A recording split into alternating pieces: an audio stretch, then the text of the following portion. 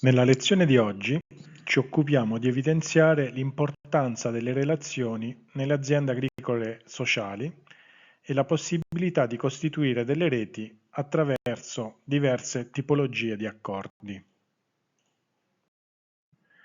L'agricoltura sociale è un'attività complessa che richiede una varietà di competenze che non sempre sono presenti nelle organizzazioni che promuovono e implementano queste tipologie di attività. Alcune realtà più grandi e complesse generalmente sono in grado di rispondere a tutti o a quasi tutti i bisogni, mentre altre realtà, in particolare quelle più piccole, hanno necessità di relazionarsi con soggetti esterni per sopperire ad alcune competenze. Ma generalmente in agricoltura sociale tutte le realtà hanno bisogno di relazionarsi con soggetti esterni. Possiamo dire che fare rete in agricoltura sociale è una necessità strategica per quanto riguarda le competenze, la crescita dell'azienda stessa, la sostenibilità economica e sociale del settore. Fare rete permette quindi di superare i limiti individuali, di moltiplicare le opportunità e di rafforzare e promuovere così un modello di agricoltura più inclusivo.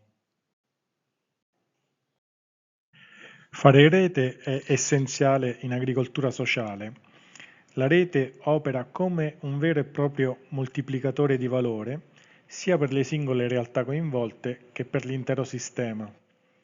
Le aziende agrisociali spesso sono proprio l'elemento su cui si innestano molte iniziative e rappresentano proprio il perno, il fulcro di molte reti territoriali. Noi qui a titolo di esempio possiamo elencare alcuni aspetti chiave che riguardano gli accordi di rete.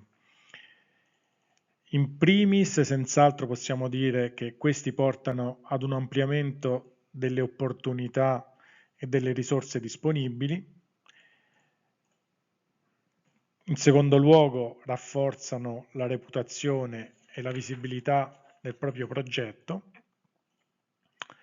Promuovono l'innovazione sociale e la sostenibilità e da ultimo, ma non meno importante, forniscono sostegno emotivo e professionale, in quanto in tutte le esperienze di agricoltura sociale si evidenzia che quella dell'agricoltura sociale non è un'attività che può essere svolta da soli.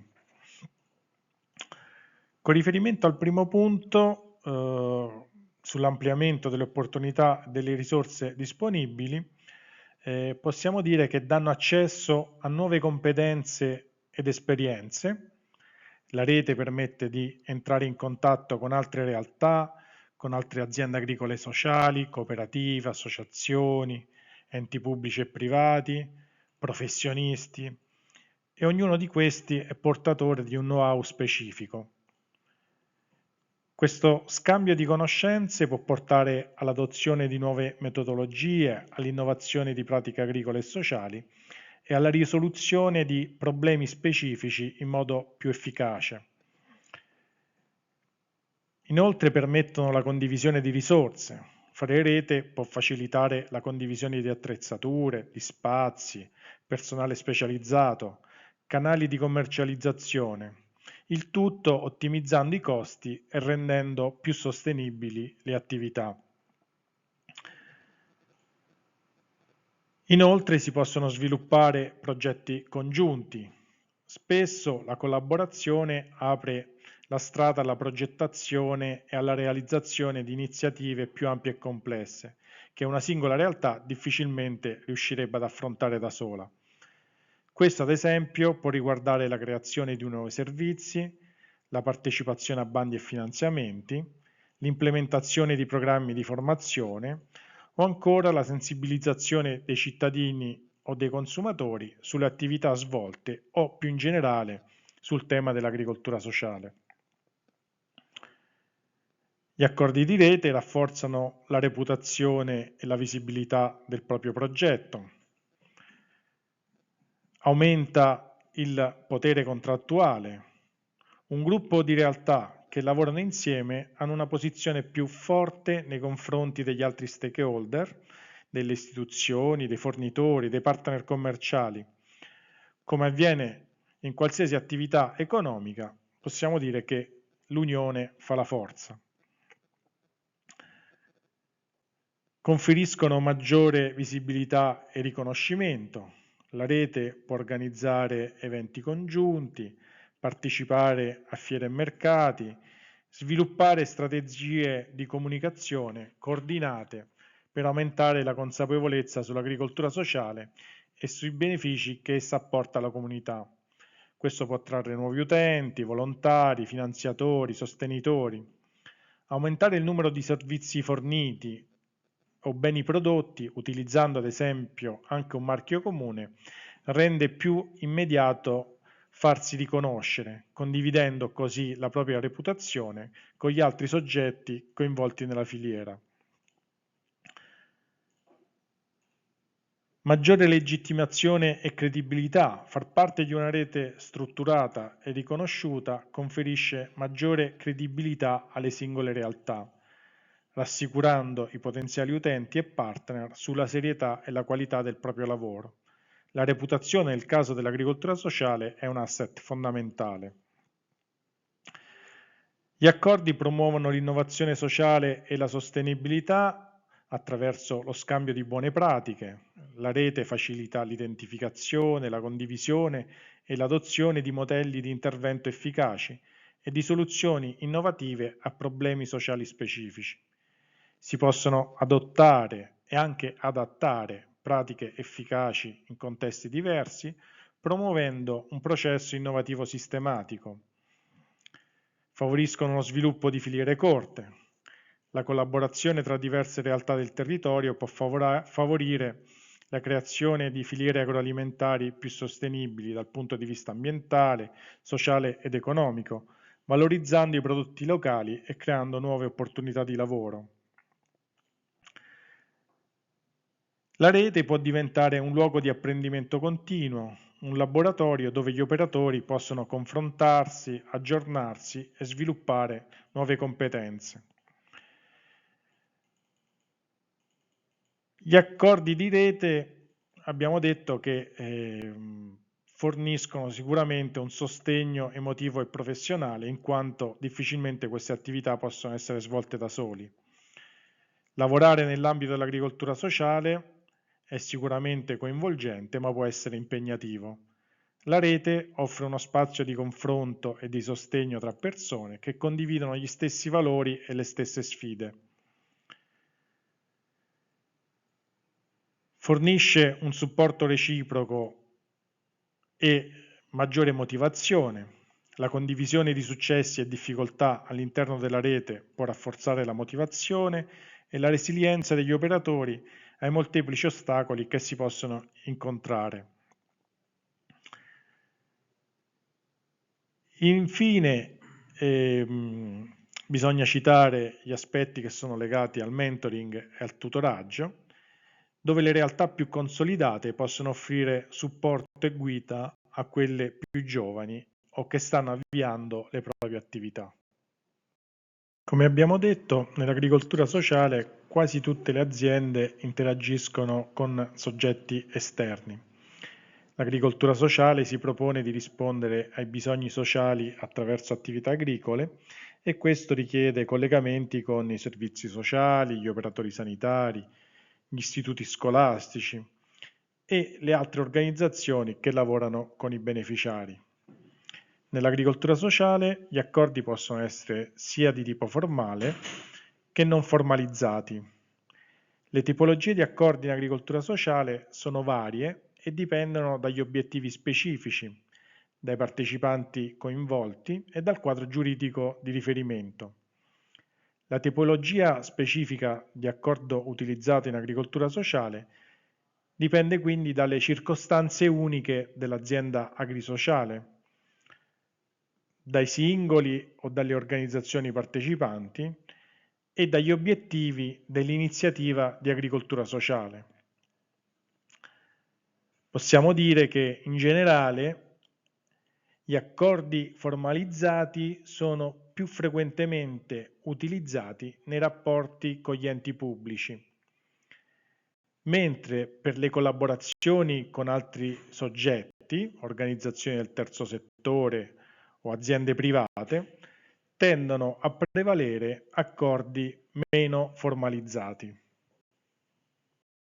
Tra i diversi accordi possiamo avere accordi per la fornitura di servizi, tra cui le convenzioni con gli enti pubblici, che sono accordi formali tra un ente pubblico e un altro soggetto, nel nostro caso può essere un'azienda agricola individuale, una cooperativa, un'associazione, diciamo, sono accordi che servono per l'erogazione di servizi socioassistenziali, riabilitativi, di inserimento lavorativo, educativi o formativi a specifici target di utenti.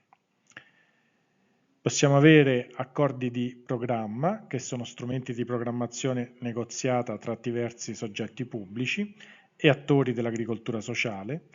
L'obiettivo è quello di definire e realizzare interventi complessi e integrati che utilizzano le risorse dell'agricoltura per rispondere a bisogni sociali specifici di un territorio.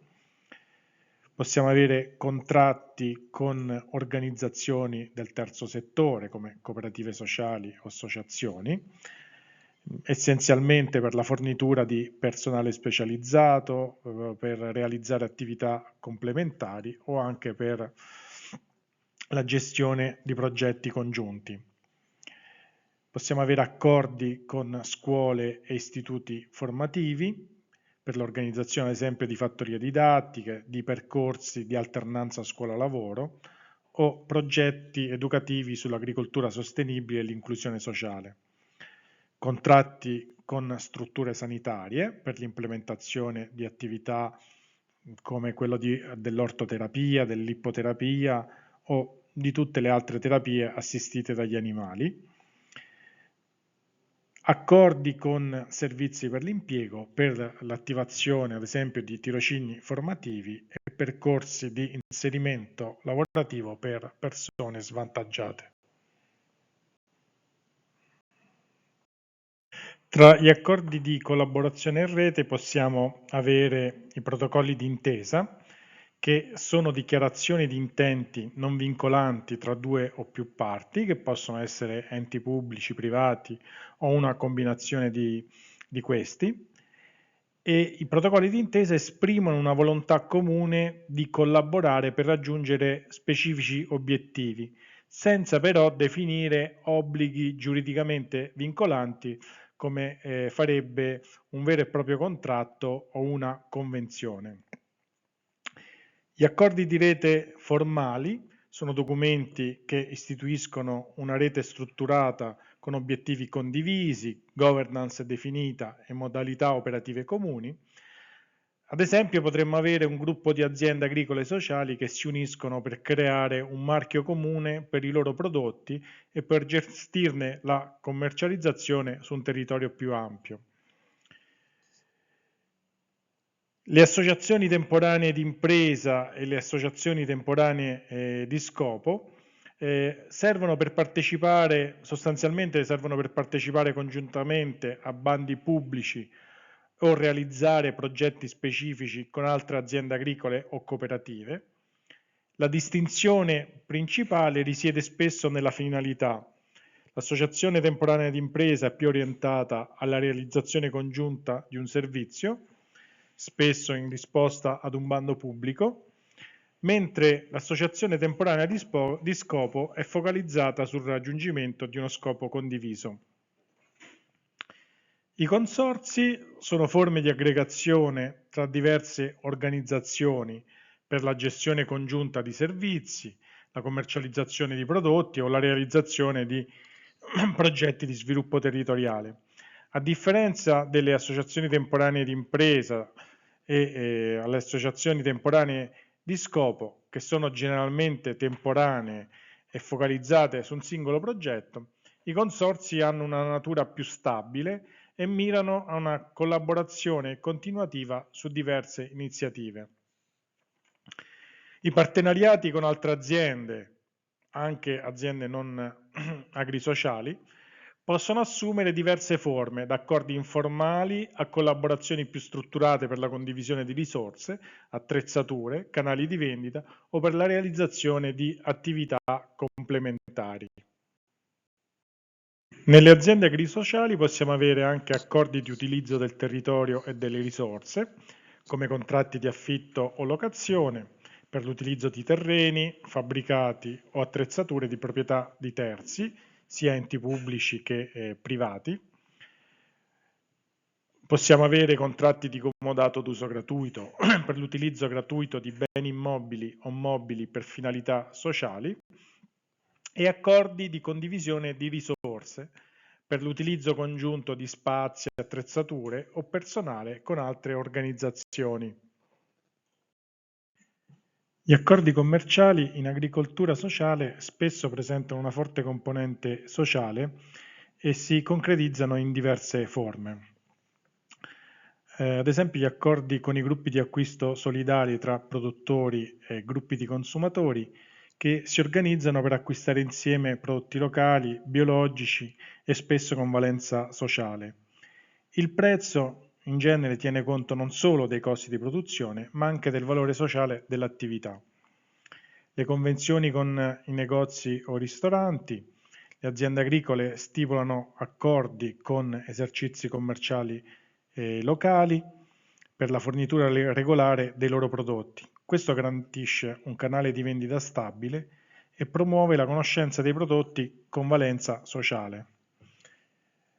Accordi con mercati contadini. La partecipazione ai mercati contadini permette alle realtà dell'agricoltura sociale di vendere direttamente ai consumatori, creando un contatto diretto e sensibilizzando sull'importanza del legame tra agricoltura, territorio e inclusione sociale.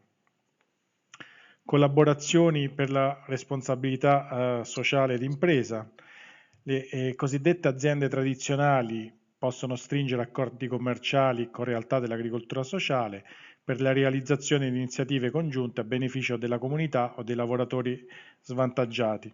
Ad esempio, potrebbero acquistare i loro prodotti come omaggi aziendali per le mense dei dipendenti o finanziando progetti in cambio di fornitura di beni o servizi. Gli accordi per l'utilizzo delle risorse. In molti casi si possono avere accordi commerciali che riguardano esclusivamente l'utilizzo delle risorse aziendali. Ad esempio, un'azienda agricola può mettere a disposizione i propri terreni a un'associazione che si occupa di ortoterapia per le persone con disabilità.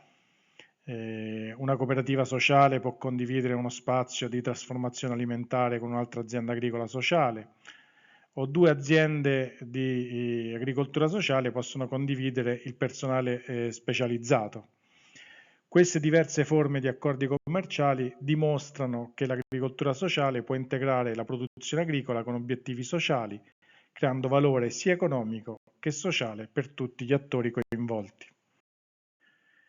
E come abbiamo detto, in agricoltura sociale sono molto frequenti gli accordi non formalizzati.